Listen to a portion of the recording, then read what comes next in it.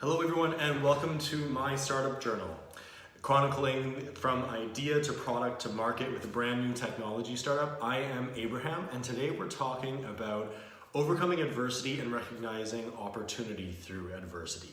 It's a bit of a book review and the next few weeks are going to take a little bit of the same theme. So deciding to take the leap into starting your own company is pretty daunting. I mean, there are many different types of people. On one end of the spectrum, you've got people that are really big risk takers, and sometimes they jump before they even have thought things through. And this is really great because it means that they're more likely to do things that others wouldn't. They're more likely to take those risks, but sometimes they don't necessarily think through the consequences as well. And then on the other end of the spectrum, you've got people who are incredibly overly analytical and think things through to the nth degree, and sometimes this can actually paralyze them into taking action. I tend to think that I kind of sit in the center of this spectrum. I have a very prudent and cautious side to me that can be very analytical and likes the data to make decisions. But on the other end of the spectrum, I also tend to be incredibly ambitious. And so my ambition tends to combat my prudence into action after a little bit of due diligence, or maybe a lot of it in the first place. But I try, and I like to think that it pushes me into action while being cautious at the same time and not taking massive risks that might undermine what I'm actually trying to accomplish. So in trying to understand myself and build up the confidence to jump into a startup, I found that 3 books were really helpful for me. And as I was saying at the beginning, we're going to go through over the next 3 weeks the key themes that I found from each of these and the things that I took away from them that were helpful for me in founding a startup. So those 3 books are The Undefeated Mind by Alex Lickerman, The Subtle Art of Not Giving a F*** by Mark Manson, and Crush It by Gary Vaynerchuk. They're all very different reads, and they all tend to have a very different style. Today we're going to start with The Undefeated Mind though. This is probably the most dense of all of the reads that are out there. I listened to it on audiobook. It required me to go back lots of times to re-listen to sections of the book. I'd actually really recommend that you pick it up in hard copy if you're going to get it, and also get a highlighter and some sticky notes because they're probably going to be helpful along the way. The Undefeated Mind has a ton of lessons built into it. It's really hard to boil it down, but I'm going to pull away the 2 that were the most effective in helping me. So the first one is really that you are the master of your own self. This is a really powerful message.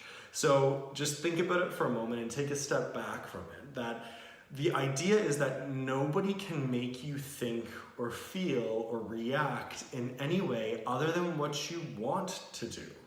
And that might seem kind of crazy because people will say to me, well, like crap is gonna happen in my life. I can't control that. I am not the master of the universe. And I completely agree. That is not the idea of this lesson.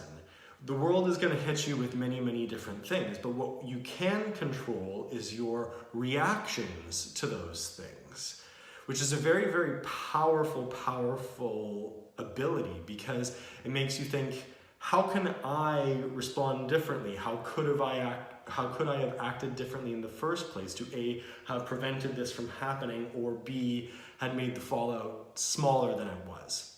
So really, if you take a moment and you truly and fundamentally believe that you have this power and control, it sets the foundation for the next level of what the Undefeated Mind is about. And that second lesson is really that in every challenge, no matter how big or small it is, there is an opportunity, either for growth of yourself personally or to achieve something in life that you wouldn't have achieved without it coming along. And really this is what sits at the core of what is called the Undefeated Mind, or coined the Undefeated Mind by Lickerman. And really, if you think about it, we all have one of those stories that we think, that thing was really crappy when it was happening to me in the moment, but looking back on it, I'm really happy that it happened to me because what it allowed was all of these other doors of opportunity to open themselves.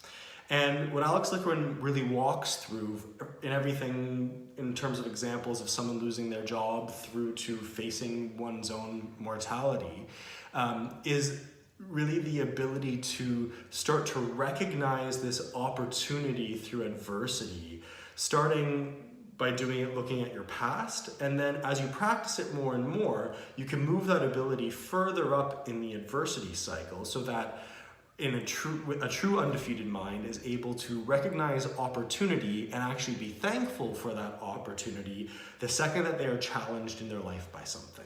So those two lessons are really, really, really pertinent when it comes to looking at a startup, because you're going to have pretty much an infinite quantity of problems in front of you that you're going to have to solve. And the other thing is you have to have a lot of confidence in your ability to overcome those things. So I found that those two lessons, as well as the entirety of the book, really, really put it in perspective and gave me the confidence to be able to take on those challenges. So next week, stay tuned. We're going to be talking a little bit more through the subtle art of not giving a fuck and talking about prioritization, as well as choosing what you give a fuck about and what you care about in your life. Stay tuned for a Medium article about it. Check out the Medium article linked below associated to this video, and I'll talk to you next week.